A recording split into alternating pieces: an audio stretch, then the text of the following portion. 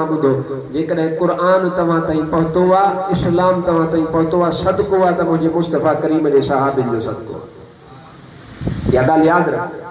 अल्लाह तबारक व तआला कलाम मजीद में इरशाद फरमायो मां चंद आयतूं 10 आयतूं मां तव्हांजी ख़िदमत में तर्जुमो पढ़ंदुसि तव्हां पाण ई सम्झी वेंदो। सब खां पहिरीं आयत मुतलक़न सभिनी सहाबिन जे लाइ अल्लाह से छा फरमायो आहे। पोइ मां वरी उहद ऐं बदर वारनि लाइ तव्हांखे 2-3 आयतूं ॿुधायां त तव्हांखे मसइलो सम्झ में अचे ऐं तव्हांखे हिकिड़े मसइले जी माना हसासियत सम्झ में अचे त केॾो नाज़ुक मसइलो आहे। जेके माण्हू ईअं ॻाल्हाए था वञनि उहे क़ुरान जी केॾी मुखालफ़त था कनि ऐं बिना इल्म जे पंहिंजो ईमान ज़ाया था कनि। अल्लाह से इरशाद फरमायो लक़द ताबल्लाहु अलन नबी वल मुहाजिरीन वल अंसार الذين तबऊहु फी साअतिल उसरा। अल्लाह सीधो इरशाद फरमाए मां बख़्शे छॾियो आहे उन्हनि बाननि खे जिन रसूलुल्लाह जी पैरवी कई ॾुखे वक़्त में रसूलुल्लाह सां साथ ॾिनो। अल्लाह से इरशाद फरमायो मां उन्हनि खे बख़्शे छॾियो आहे। या मां पहिरीं आयत मुख़्तसरन अवांजी ख़िदमत में अर्ज़ कई। अल्लाह फरमाए त मां हुननि खे बख़्शे छॾियो ऐं सियासतदान चवनि नऊज़ बिल्लाह त हो धाड़ेल हा माल लुटण लाइ जंग कंदा हा। अदा अल्लाह चवे मां बख़्शे छॾियो हे चवे लुटेरा हो। छा अल्लाह सही धाड़ेलनि खे माफ़ कंदो आहे छा? न। अल्लाह त धाड़ेलनि खे सज़ा ॾींदो। चोर खे चोरी जी सज़ा मिलंदी। अल्लाह पे फरमाए लक़द ताबल्लाहु अलन नबी वल मुहाजिरीन वल अंसार। मुस्तफ़ा जे सहाबिन मजा मुहाजिरन और अंसारन जी मां अल्लाह बख़्शिश करे छॾी। कायनात में क़ुरान पाक त सभिनी वटि मुत्तफ़क़ आहे। को फ़िक़ह खे न मञींदो आहे को चवंदो आहे त मां फलाणी शइ खे नथो मञां। क़ुरान त मुत्तफ़क़ आहे सभिनी वटि। ॿी आयत अल्लाह तबारक व तआला इरशाद फरमायो यौम ला युख़्ज़िल्लाहु नबिय्य वल्लज़ीना आमनू मअहू नूरुहुम यसआ बैन ऐदीहिम। अल्लाह से इरशाद फरमायो उहो ॾिहाड़ो ईंदो जंहिं ॾिहाड़े ते अल्लाह रसूल माना मुंहिंजे हुज़ूर ऐं वल्लज़ीना आमनू मअहू जिन उन ते ईमान आंदो माना सहाबी उन्हनि खे अल्लाह रुसवा हरगिज़ न कंदो बल्कि अल्लाह उन्हनि खे उन क़यामत वारे ॾिहाड़े ते बि इज़त ऐं मक़ाम अता फरमाईंदो। मां तव्हां खां पुछां थो मां इहा आयतूं बसि पढ़ंदो वेंदुसि तव्हांखे ॿुधाईंदो वेंदुसि। मां तव्हां खां पुछां थो त छा धाड़ेल खे क़यामत में ख़्वार थियणु घुरिजे या अल्लाह इज़त ॾिएसि? ख़्वार थियणु घुरिजे। अल्लाह से क़ुरान में फरमाए त मुस्तफ़ा जे सहाबिन खे मां क़यामत में इज़त ॾींदुसि हुननि जो मक़ाम आहे। ऐं असांजा सियासतदान चवनि नऊज़ बिल्लाह त ॾिणा। 3 आयत अल्लाह तबारक व तआला इरशाद फरमायो लाकिनिर रसूल वल्लज़ीना आमनू मअहू जाहदू बिअमवालिहिम व अनफुसिहिम व उलाइका लहुमुल खैरात व उलाइका हुमुल मुफ्लिहून अअद्दल्लाहु लहुम जन्नातिन तजरी मिन तहतिहल अनहारु खालिदीन फीहा ज़ालिकल फौज़ुल अज़ीम। 3 आयत वा अल्लाह फरमायो पर रसूलुल्लाह ऐं उन जा सहाबी उन्हनि जिहाद कयो पंहिंजे माल सां पंहिंजी जान सां।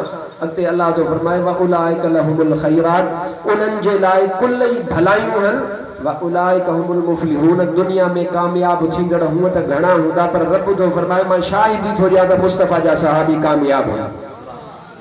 अॻिते इन साॻी आयत में अल्लाह फरमायो अअद्दल्लाहु अल्लाह उन्हनि लाइ तयार कयूं आहिनि छा जन्नात बागीचा रब तयार फरमाया है जेके बागीचा उन्हनि में नहरूं वहंदियूं ऐं 2 कलाक 3 कलाक 5 कलाक 10 कलाक 2 ॾींहं 3 ॾींहं महीना साल उन में न रहंदा बल्कि खालिदीन फीहा हमेशा हमेशा रब उन्हनि जे लाइ उहो ठिकानो फरमाए छॾियो आहे। अॻिते रब फरमायो ज़ालिकल फौज़ुल अज़ीम इहा सभिनीनि खां वॾी कामयाबी आहे जेका मां मुस्तफ़ा जे सहाबिन खे अता फरमाई।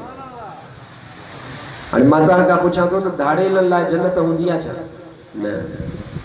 रसूलुल्लाह जे नाफ़रमान लाइ जन्नत हूंदी आहे छा? न।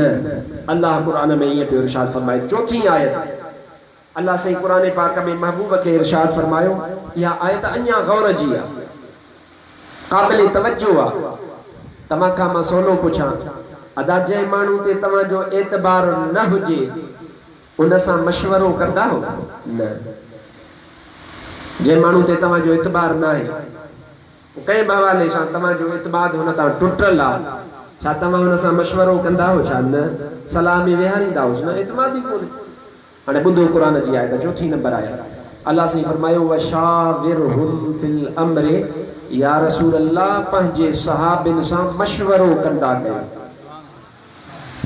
मां तव्हां खां पुछां, नऊज़ बिल्ला छा धाड़ेलनि सां मशवरे जो हुकुम रब ॾींदो? छा कोन ॾींदो न? नाफ़रमान सां मशवरे जो हुकुम अल्लाह ॾींदो? छा कोन ॾींदो।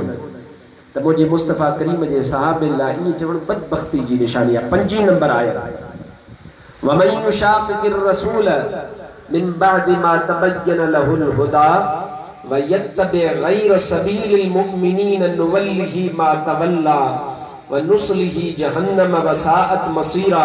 अल्लाह से इरशाद फरमायो, जेके रसूलुल्लाह के ईज़ा हुजन मिन बअदि मा तबय्यन लहुल हुदा, हक़ जे हिदायत जे वाज़िह थियण खां पोइ, वयत्तबि गैर सबीलिल मुमिनीन, ऐं मोमिनन जे तरीक़े खां हटी करे नए तरीक़े ते हलन। कुल मुफस्सिर जेके भी कुरान जो तफसीर कंदा सभिनी चयो त गैर सबीलिल मुमिनीन, हिते मोमिनन मो मुराद मुझे मुस्तफ़ा जा सहाबी। माना मतलब छा थियो आहे? जो मतलब हीअं थियो, अल्लाह से पियो फरमाए जेको रसूलुल्लाह ऐं रसूलुल्लाह जे सहाबिन जी वाट छॾींदो, मां अल्लाह उन्हनि माण्हुनि खे दोज़ख में विझंदुसि। हाणे मां तव्हांखे चवां थो, छा अल्लाह धाड़ेलनि जी वाट ते हलण लाइ कंहिंखे चवंदो आहे? छा न। हिते अल्लाह पियो फरमाए मुझे मुस्तफ़ा करीम जे सहाबिन जी वाट ते हलंदव तॾहिं जन्नत मिलंदव, पर जेकॾहिं तव्हां मुस्तफ़ा जे सहाबिन जी वाट खां हटंदव त नुवल्लिहि मा तवल्ला, जाॾे मुंहुं फेरींदव मां अल्लाह उन तव्हांखे धिके छॾींदुसि, वनुस्लिहि जहन्नम, ऐं तव्हांखे बाहि में साड़ींदुसि, वसाअत मसीरा, ऐं इहा बाहि बुरो ठिकानो आहे। इन जो मतिलबु आहे, इहा ॻाल्हि सम्झ में अचे थी त जेकॾहिं काइनात में कामयाब तरीन रस्तो आहे त मुंहिंजे मुस्तफ़ा करीम जे सहाबिन जो रस्तो। 6 नंबर आहे, अल्लाह तबारक व तआला इरशाद फरमायो, फ़इन आमनू बिमिस्लि मा आमनतुम बिही फ़क़द इह्तदऊ। कुरान मां फ़क़त आयतूं तव्हांजी ख़िदमत में पढ़ियूं आहिनि।